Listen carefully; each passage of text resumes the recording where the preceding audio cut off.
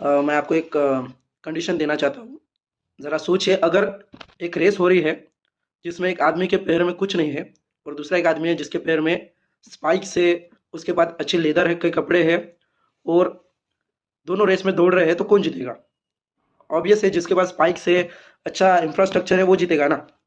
हाँ, तो मैं बात कर रहा हूँ सबसे hot topic, US India trade deal.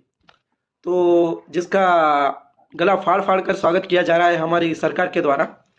तो वो कुछ इस प्रकार है कि इंडिया ने कमिट किया है कि आने वाले समय में 500 बिलियन की ट्रेड इंडिया यूएस के साथ करेगा, जिसमें वो इंडिया वहाँ से सामान इंपोर्ट करेगा, उनके सामान लेगा, वो भी कम दाम में।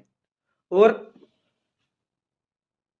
वहाँ की जो एग्रीकल्चर सेक्रेटरी है वो बता रहे हैं कि वहाँ के किसानों की जो जेनेटिकली मॉडिफाइड फसलें हैं वो इंडिया के मार्केट में बिकेगी। यहाँ अपने किसानों को आत्महत्या करनी पड़ रही है, क्योंकि सरकार के द्वारा उन्हें कोई मदद नहीं दी जा रही है। यहाँ तक कि उनके जो लोन है वो बेसिक लोन भी माफ नहीं किए जा रहे हैं। और दूसरी तरफ सरकार ने अब नई तीर मार दिया है कि अमेरिका की जो फसलें हैं वो बिना किसी टैक्स के इंडियन मार्केट में आएगी, जो जेनेटिकली मॉडिफाइड है। तो सोचिए क्या हमारे किसान उनसे कॉम्पीट कर पाएंगे? दूसरी बात, इंडिया के ऊपर जो 25% टैरिफ था वो घटकर अब 18% हो गया है।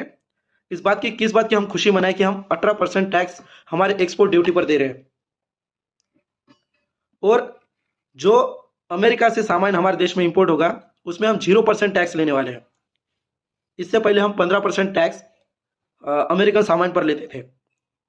और अब इंडिया ने यह भी अनाउंस कर दिया है कि वो आने वाले समय में रशिया से ऑयल नहीं लेगा। वो या तो अमेरिका से ऑयल लेगा या वेनेजुएला से ऑयल लेगा। जो रशिया हमको 1971 के वॉर में, जब पूरी दुनिया हमारे अगेंस्ट थी, एक अलाय बचा था, हमारा दोस्त बचा था, उसको भी हम खोने जा रहे हैं इस ट्रेड डील में। पता नहीं किस बात की ये हिस्टोरिक ट्रेड डील है। हमारे साथी को धोखा देकर हम ये ट्रेड डील करने जा रहे हैं। तो क्यों, जब अभी रिसेंटली जो पुतिन इंडिया में आए थे तो उनका जोरों शोरों से स्वागत किया गया था इंडिया में, क्यों कहा गया था कि रशिया ही हमारा एकमात्र अलाय है। इनकी कथनी और करनी में पूरी तरह से फर्क है। ये जो बोलते हैं और ये जो करते हैं, इसमें दूर दूर तक कोई रियलिटी नहीं है। इन पर विश्वास नहीं कर सकते हम, ये विश्वास के काबिल लोग नहीं है ये। वेनेजुएला से जो ऑयल आएगा वो महंगा मिलेगा, यानी कि पेट्रोल के दाम और बढ़ेंगे। और इसका सीधा इंपैक्ट किस पे पड़ेगा?